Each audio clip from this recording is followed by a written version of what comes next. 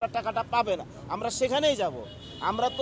আমরা তো চিনি যে প্রেস ক্লাব বা সংসদ ভবন বা প্রধানমন্ত্রীর কার্যালয়ের সামনে বা বাংলাদেশ ব্যাংকের সামনে আমরা তো সব জায়গায় যাচ্ছি, কিন্তু সেখানে গেলে কিছুক্ষণ আসার পরেই প্রশাসনের লোকজন আছে, তারা পুলিশকে খবর দেয়, আমাদেরকে লাঠিচার্জ করে, তারপরে পানি নিক্ষেপ করে, জলকামান নিক্ষেপ করে, অ্যারেস্ট করে নিয়ে যায়। তাই এটা তো আসলে কোনো এই যে দেশ যে একটা স্বাধীন হলো 5ই আগস্টের পরে, এটাই কি আমাদের স্বাধীনতার নমুনা? যে আমরা কি এটার জন্য যে এই দেশটাকে এই যে নতুনভাবে স্বাধীনতা দেওয়া হয়েছে, এটা কি এই কারণে?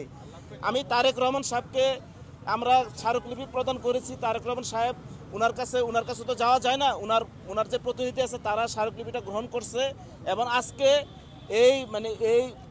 এই সংসদ ভবন এলাকার যে ওসি সাহেব আছেন, উনি বলছে যে তারেক রহমান সাহেবের কাছে নাকি আমাদের স্মারকলিপিটা পৌঁছাইছে, উনি নাকি আমাদের ব্যাপারে চিন্তা ভাবনা করতেছেন, একটা ভালো কিছু হবে। আমি জানি না ওসি সাহেব সত্য বলছে না মিথ্যা বলছে না কি বলছে, কাজে আমি চাই যে এটা যেন আসলে তারেক রহমান সাহেব যেন আমাদেরকে একটু নজর দেয়।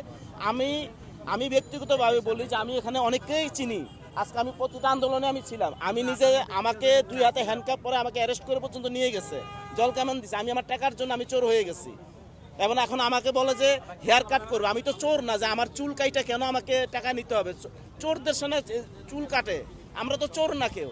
কাজে এখন আমি চাচ্ছি যে আমাদেরকে তারা এমন একটা প্ল্যাটফর্ম দেখ, কেউ একজন বলুক যে আমরা কোথায় গিয়ে আন্দোলন করলে আমরা আমাদের টাকাটা ফেরত পাবো, কিন্তু আমরা তো আসলে পাচ্ছি না। এই যে আপনারা দেখেন যে আমরা গত একটা মাস থেকে বিভিন্ন জায়গায় গেছি, আপনারা সাংবাদিক ভাইয়েরা আপনারা সব জায়গায় ছিলেন আমাদের সাথে, আপনারাও দেখছেন যে যেখানে যায় সেখানে পুলিশে তাড়া দিয়ে আমাদেরকে সরিয়ে দেয়। এটা কেন হচ্ছে? আমরা তো ন্যায্য অধিকারের জন্য আমরা এখানে আসছি, তাহলে আমাদেরকে কেন বারবার পুলিশ এসে আমাদেরকে সরাই দিচ্ছে, নিয়ে যাচ্ছে, হাত কটা পাচ্ছে, করছে? যৌক্তিক দাবি না, বাংলাদেশে তো সরকার তো অনেক কিছুরই ভর্তুকি দিচ্ছে, হাজার হাজার কোটি টাকা বিভিন্ন জায়গায় যাচ্ছে, আর তো আমাদের টাকা আমাদেরকে কেন ফেরত দিবেন? আমাদের টাকা দিয়ে আপনারা চিন্তা করেন, এই ব্যাংক স্টাফদের বেতন এবং বোনাস বন্ধ ছিল, এখন তারা এই ঈদে প্রতিটা ব্যাংকের বা আমাদের যে 5টা ব্যাংক আছে, 5টা ব্যাংকের ম্যানেজার থেকে শুরু করে স্টাফরা সবাই ফুল বেতন পাচ্ছে এবং সাথে বোনাসও পাচ্ছে। তাহলে তারা কেন বেতন এবং বোনাস পাবে? যদি ব্যাংক যদি লসে থাকে তাহলে তাদেরকে কেন বেতন বোনাস দেওয়া হবে? আমার কথা হচ্ছে আমাদের কথা হচ্ছে এটা, যে তারা তো এটা পেতে পারে না, আমাদের টাকা দিয়ে তারা কেন বেতন নেবে? তারা কেন লাভবান হবে?